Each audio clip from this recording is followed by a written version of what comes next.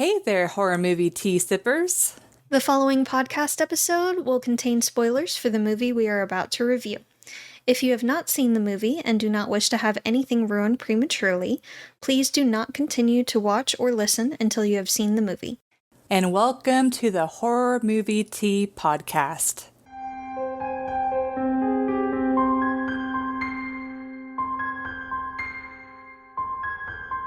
Today, we are covering A Quiet Place. That's a little creative. But before we go into the review, let's grab our cups and talk about tea. So, me and Jess, well, especially Jess, saw an opportunity and couldn't resist. We are drinking the Brutalities, The Silence of the Jams. It's got black tea, strawberries, blueberries, cranberries, raspberry leaves, hibiscus flowers, rose hips, and natural strawberry and forest berry flavors. Forest berry. I wonder what that is. But anyways. And then in addition to that, I found, I think it was like Melville or Maryville. Anyways, it's these like little like honey stick things. And so I decided to do lemon honey for mine, but I know Jess hasn't used hers quite yet. I chose regular clover honey, so. Yeah. So we'll see how it goes. I'm waiting to see how it tastes beforehand. It's been steeping. So for our tea sippers out there, brew yourself a cup of tea, sit back, relax, and we hope you enjoy the review. For the summary. The movie is set in a post-apocalyptic world where blind creatures with acute hearing hunt humans. The story follows a family forced to live in silence to avoid being detected, relying on sign language and careful survival tactics to protect each other. Tension builds as they face the challenge of raising a newborn and navigating a world where the slightest sound can lead to death. Credit to ChatGPT. Which I feel better about than using IMDb. But anyways.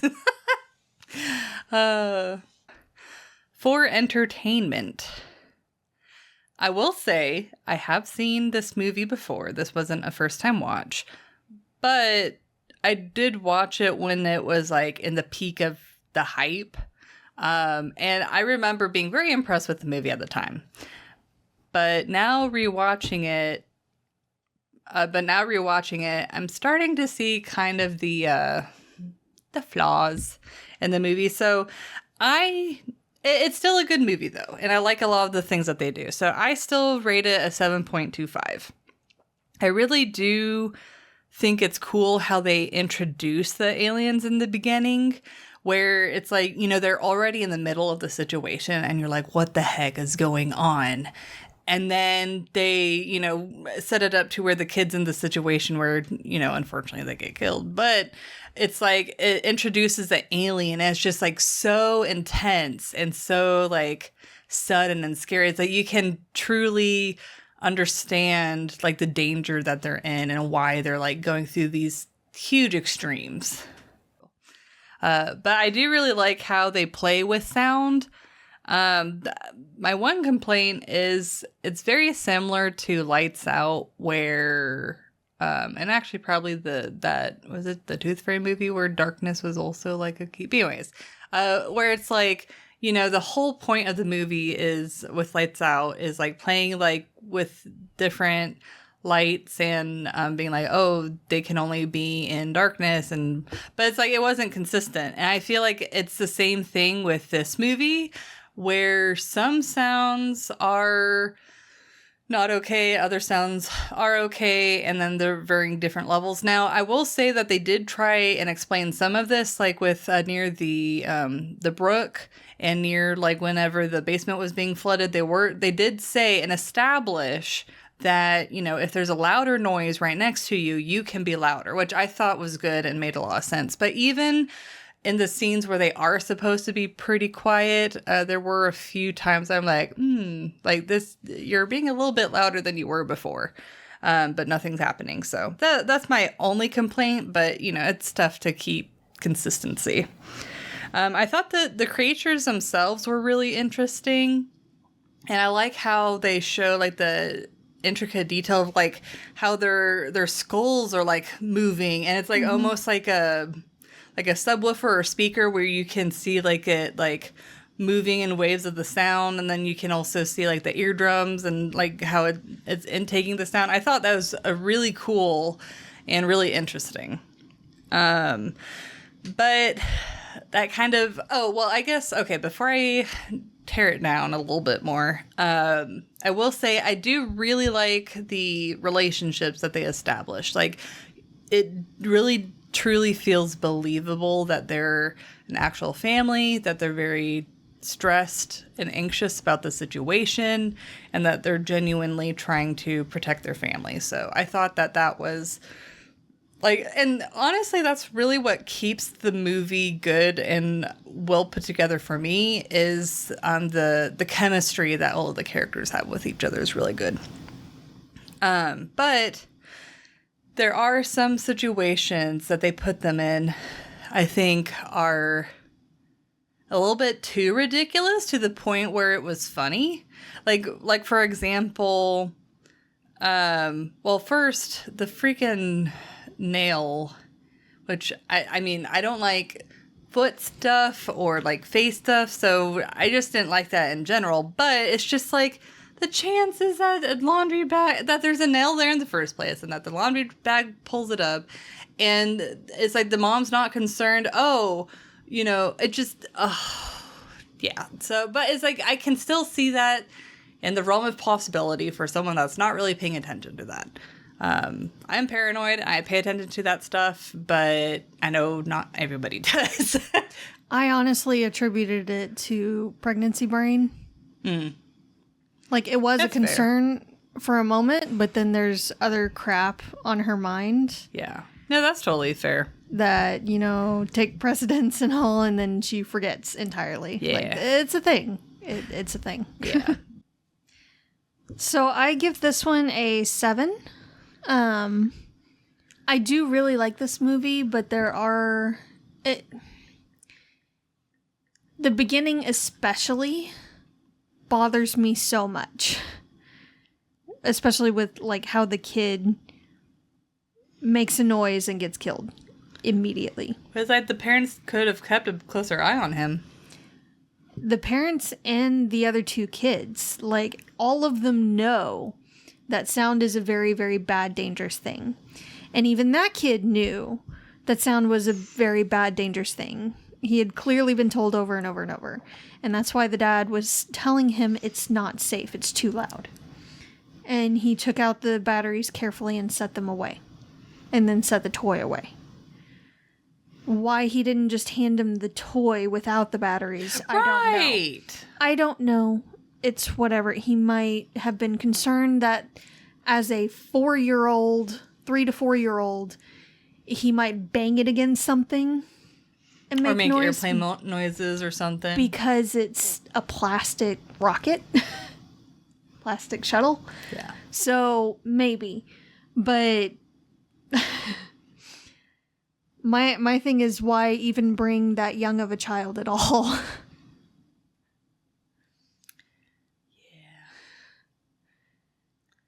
It's like on the one hand, I could see it to try and help keep an eye on them. But at the same time, tantrums are a thing. Yeah. A kid that young won't necessarily have a handle on emotions yet, like be able to regulate them without making a big fuss. Well, and also truly understand danger. Yes. Like, yeah, they know that it's bad, it's a foreign but they don't. concept. Like, they don't quite connect it. Yeah. So like, why risk it? Yeah. I do love the interactions though with the family. It really does feel genuine and organic. Everything makes sense in their interactions. The parents are awesome. They're trying to process their grief while making way and precautions for the newborn that they're going to have potentially, and which is already a scary situation. Minus post-apocalyptic setting. Mm-hmm. Oh yeah, like could you imagine Like, the fact that she... So many things could go wrong. Yeah, and then the fact that she had to be as quiet as possible and have, like, no painkillers, Nothing. No medical attention, like, nothing. None. Yeah. No doctor, no midwife, no one helping her at all. She was completely alone. No pain meds. It's like, I can't blame her Just- for letting out that one scream. I'm surprised she didn't let out more. I know. It's just like... Woman's a freaking goddess. And she dealt with the afterbirth and everything and kept the newborn quiet. Yeah, like, honestly, I feel like the tension with her and the baby in the basement is the fact that you're like, what if the baby wakes up and starts, like, stirring or crying? Well, that's why they soundproof the basement. Yeah, but I mean, there was a point where, like, she couldn't, like, she was just holding the baby. Yeah. Yeah. And the dad was holding them, or when she was in the shower. Yeah. Yeah. Yeah. Yeah. Well, okay, so in the shower, I mean, you can only do so much, especially with a newborn. But it is possible that maybe she was breastfeeding the child. Like, immediately. Which would usually, for the most part, keep the baby quiet. But we're getting into realism, so... Fair. I really like the effects that they used. They don't use much, but what they did really, really well. They use silence to great effect. And the whole movie, there's very, very little, like, background music or anything in this movie. Yeah. So any sound that is made is, like, deafening. Yeah, like, I really wish I had seen this in the theaters because Yeah. I couldn't imagine how, like, I heard people saying, like, how uncomfortable it was. It's like, yeah, so definitely recommend if you can put on good headphones or have, like, a good theater, like, speaker system. It's going to really ramp up the experience, so, for sure. Absolutely. Absolutely. The dad is such a good dad.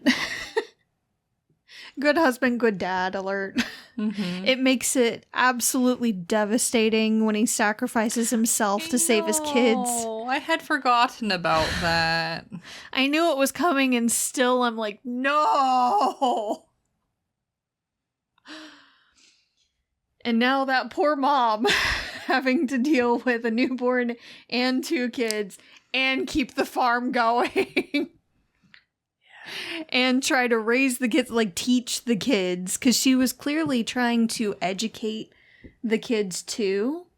Because she was teaching the son division, and there was stuff on the whiteboard behind her that looked like it was for some kind of language arts kind of class. So She's doing her best. just absolutely phenomenal family. I think it did give them a leg up with sign language that their Yes. oldest daughter was deaf. For sure. She did have the cochlear implant, but it didn't work right. So, and the dad was trying to work on it, which when she finds all the pieces that he was trying to work on for her, and just the desolation in her face. God. It's a family that pulls the movie through. It really does. I'm glad that even the kids are smart though. Like, for the most part, there were a couple of dumb decisions. Yes. Mostly made out of panic. But for the most part, they were good decisions. Yeah. So you're not sitting there like, okay, you're stupid, you can just go now. Killer, that one, right there. The aliens or monsters are very interesting, and thankfully they don't show them as much until toward the end. Yeah. So it's a very quick threat. Yeah. And it's blurred. Like, they're so fast, they're blurred through a lot of it. So that makes it, to me, a little more scary, too. So, very interesting concept, though. I found it interesting that it was solely hearing, that there wasn't any, like, sense of smell. I could understand sight because they relied on hearing, but no smell either. That was very different and unusual for me, so that was cool. The different things that they used in the house to try to help with keeping things quiet was interesting and brilliant to me for some things, like using kale leaves as the plates. Yeah, they were very creative with it. Yes. So, I feel like you'd still have to be careful with that. You'd have to, like, soak them or something because leaves like that can still be crunchy. But honestly, like, it was a very well done movie. Yeah, a lot of thought was for sure put into it. It's still not one that I would necessarily go for every time. But, and it will definitely hit you in the feels. But it's a really well done movie. So, even apart from my brain being ADHD and having a moment of not remembering the whole pipe thing, I still think that a 2.5 for realism is pretty good. I think the paths of sand were really smart, but also not super practical, because you gotta think like wind, rain, like anything. And also, that's why they kept them wet. Yeah, but I mean, still with like rain though, like rain will like if you have enough rain. And I'm not saying it would like wipe away all of the paths, but it would like deteriorate them. So it's like they would constantly and you do see him re-sand it, but it's like I feel like the amount of sand and the amount of repair that they would have to do to those paths would be like a full-time job in and of itself. Because they had like really long paths, and I mean the paths look pretty even too. Like he really took the time to like pat it down and stuff. But or it's from them walking on it. But either way, it's like I wish they would have explained that a little bit more as far as like how are they keeping up with those paths? Also, like where are they getting all of this sand? Because it's like he had it in like a bag. But yeah. And then, as I mentioned, for entertainment, the varying levels of noise allowed. This is, like I said, aside from the rule that they explained where, like, louder noises help cover the noises. So the family does feel pretty real. And they do a good job with, like, that relationship. And also, like, showing the... with it being so, like, silence driven, you really have to be good at being a good actor and showing your emotions and stuff. And they do, like, all of them, like, even the kids do, like, a really good job on that. And so there's kind of, like, two sides about the daughter being deaf that make it harder and easier for the situation. So as you mentioned, the way that make it easier is the fact that the family is already familiar with sign language. But what makes it hard, and I know she wasn't necessarily completely deaf because she was able to have like hearing assistance whenever it worked. But typically, people who are deaf don't realize all of the baseline noises that people make. Because I know I've heard stories of, like, for example, kids playing hide and seek. And if they're playing with someone who is deaf, they'll be hiding, but they'll be caught because they're not realizing that they're making like these noises that's giving them away. And so I feel like that is something that the movie doesn't really take into account is the fact that, or they don't really establish or discuss like the fact that she might be making noise and not really being aware or cognizant of noise, either noises she's making with her voice or just like, I mean, you know, she can be as soft as possible, but as we know, depending on the material, you know, it still might make a little bit of noise. And I don't know if she was born deaf or... It seems so. Yeah, so it's like if she was born deaf, then she really wouldn't have or recognize that type of like difference. So I don't know. It's like I said, I can see in some ways where knowing sign language really did work in their favor. But on the other hand, you know, if she doesn't know how much noise she's actually making, that would actually make it a lot more difficult too. Let's see. Oh, and so, okay, so just to make sure that I heard this correctly, they made it sound like there are 3 that they know of. At least. Mm-hmm. So,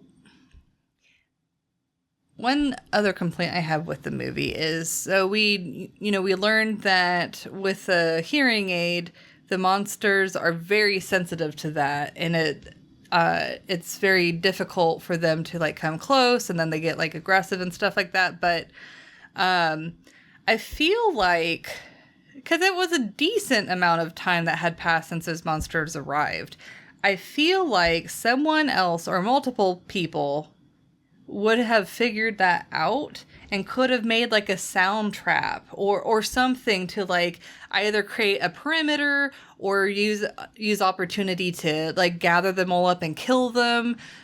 Like, I don't know. It's like, I feel like if they're that sensitive to sound, someone would have picked up on that a lot quicker and would have done something about it. So it's kind of like more like the length of time that they really like were like, oh look, that's interesting.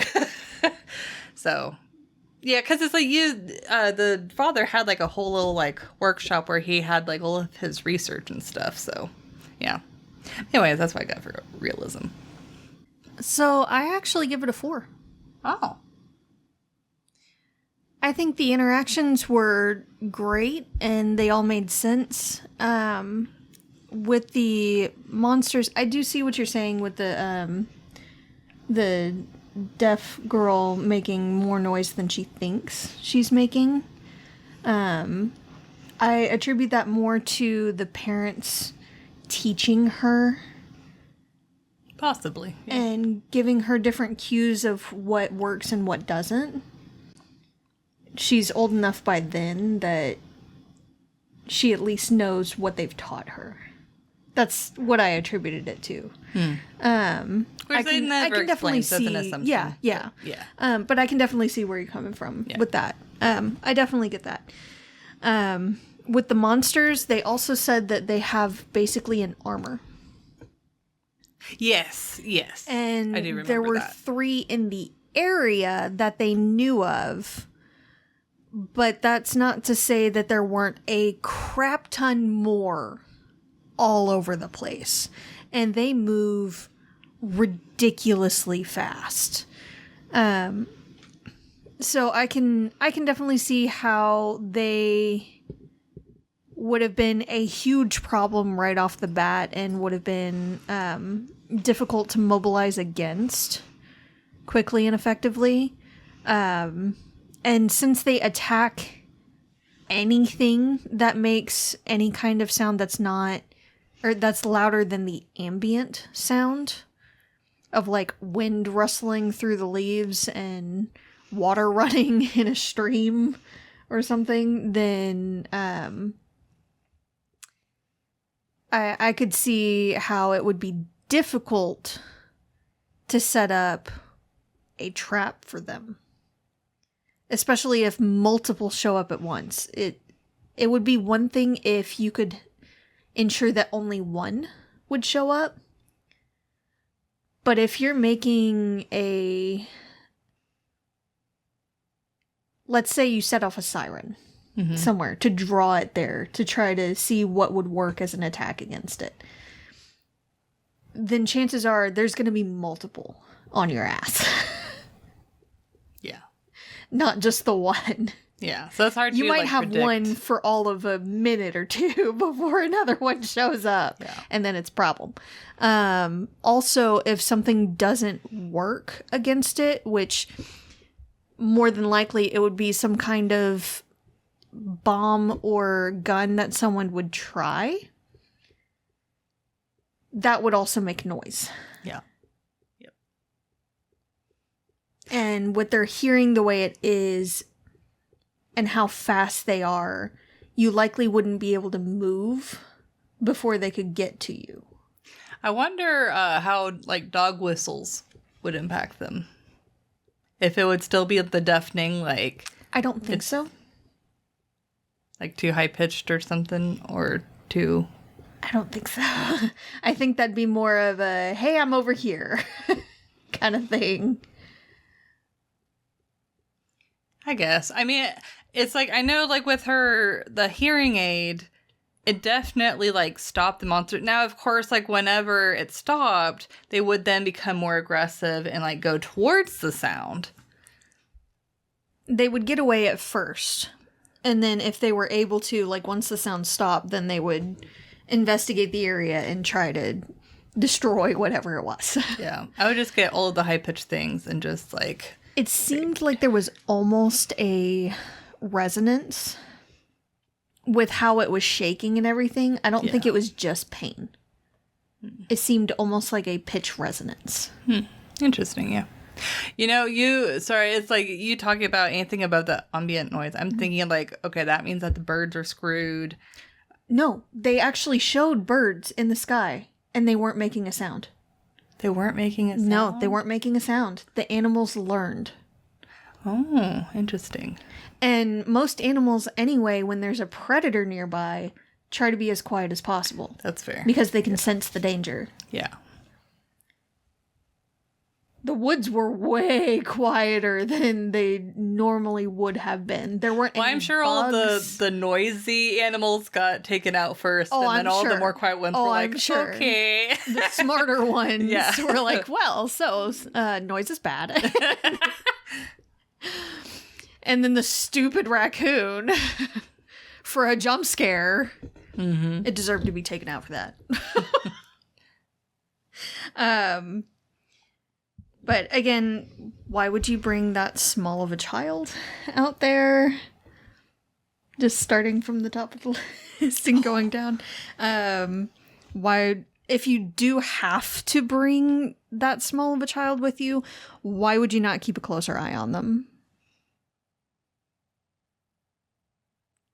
Like he's barely older than a toddler. You know, I just thought of something. If they went through the extensive work that they did to soundproof the basement and have like a room and stuff, they could have just done that a little bit earlier, but for the kid, you know, and be like, okay, you're gonna stay here while we're gone.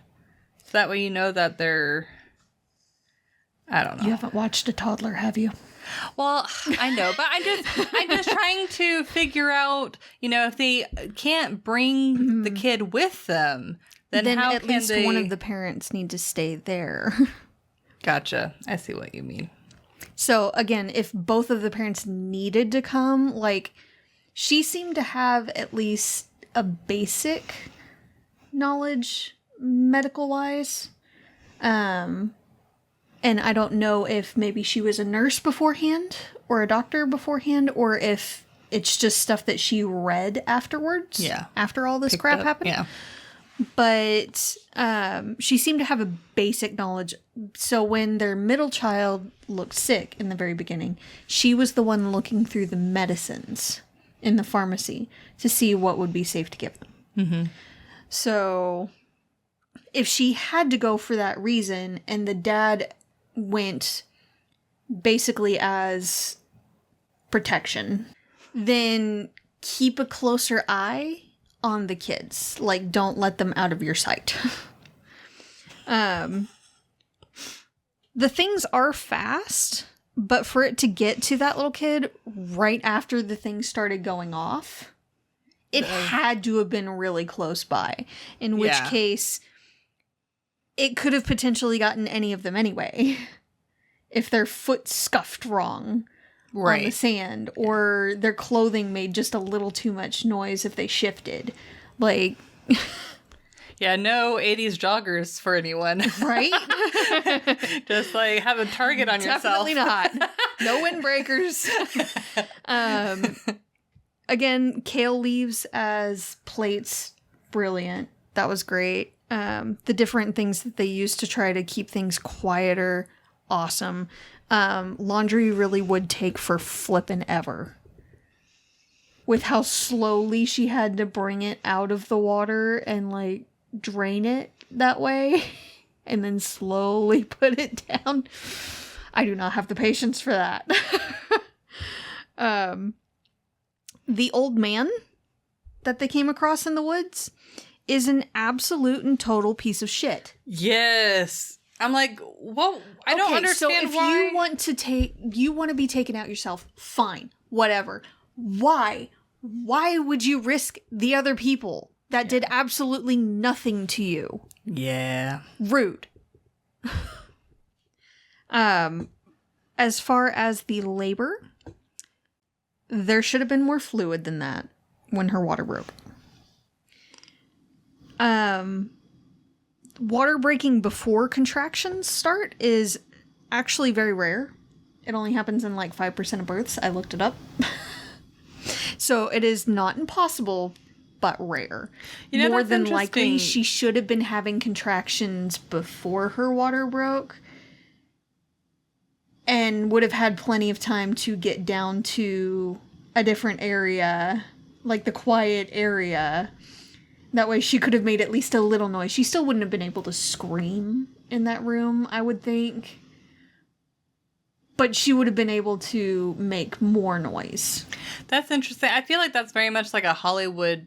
It is a huge Hollywood trope. Because that happens all Huge. the time where they're like, my water broke. Huge Hollywood trope.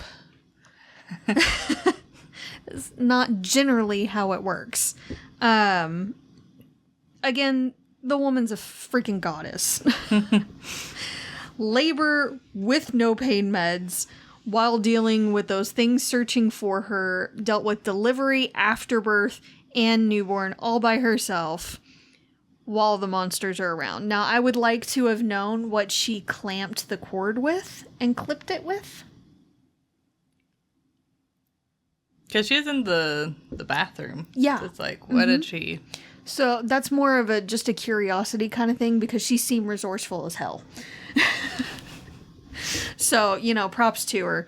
But, like, for those of you that don't know, contractions don't just stop once the baby's out. You then have to deliver the placenta. And then after the placenta is delivered, your uterus still contracts over and over and over because it's trying to go back down to its original size. So you have contractions for a little while after. And they suck. Speaking from experience. Yeah, I learned a lot after They Just Had suck. Alice. The things they don't tell you in health class. I learned a lot right before I had her and after. But yeah, she's amazing for having to deal with all of that mostly alone. So props to her for that. I'm really freaking surprised that the newborn didn't cry out sooner, even a little. I feel like that was a little unrealistic. Yeah, because typically babies cry whenever they come out, just because it's kind of a traumatic situation for them. It is. Yeah, they're kind of shoved out of a hole. Yeah, they were warm and comfy. They were and then warm they're and going comfy and out in a bright dark world, place. and it's cold. Yeah. Yeah. It is just such a huge change and everything, and it is a really violent thing. Birth is a violent thing. It is not. They paint it as, oh, it's such a beautiful thing, which it is. It is a miracle and everything, but at the same time, it is bloody and violent. So, yeah, I'm really surprised that the newborn didn't make more noise than it did. She is honestly beyond lucky that there weren't any real complications Yeah. with the baby or with herself. Yeah. Tears are rather common. There are some things that you can do beforehand to help mitigate that, but it's not a foolproof thing. And it sucks.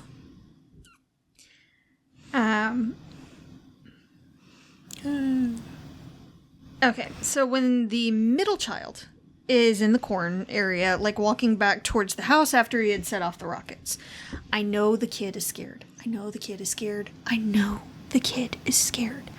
But when he knows the things are attracted to sound, and he seems to basically have a complex about anything noise related because of everything going on. Like, he is ready to bolt at the slightest sound all throughout the movie. I don't believe he would run through a loud as fuck cornfield when he thinks the monster is heading his way. You are walking in the quietest place that you can at the time, and you choose to turn and run through the loudest place that you can. Yeah. To get away from monsters that hunt by sound. 'Cause that makes sense. The whole night was basically Murphy's Law.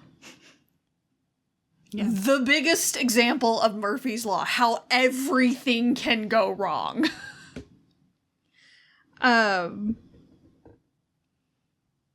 But for the most part, like, they're still plausible things. They would just suck horribly. And it was just one thing after another. So it's just unfortunate.